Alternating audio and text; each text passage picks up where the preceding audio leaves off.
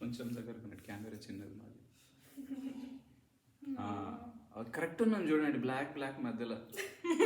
Right, మేమిద్దరం తపస్య చేస్తే నువ్వు ఇట్లా దిగొచ్చినట్టుంది. పుండరీకాక్షాయ పూర్ణచంద్రాననాయ అండజాజవాహనాయ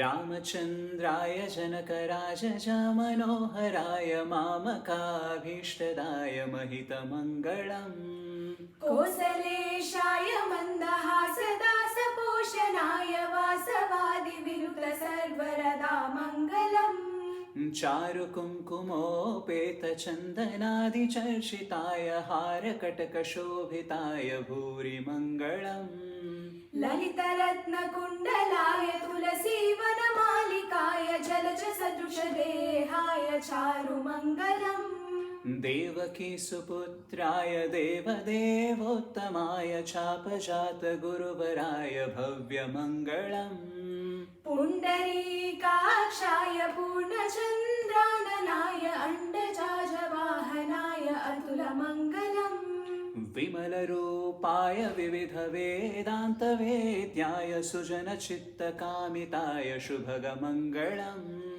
रामदास मृदुलहृदय तामरसनिवासाय स्वामी भद्रगिरिवराय सर्वमङ्गलम् स्वामी भद्रगिरिवराय सर्वमङ्गलम् रामचन्द्राय जनकराजजा मनोहराय मामकाभीष्टदाय महितमङ्गलम् महितमङ्गलम्।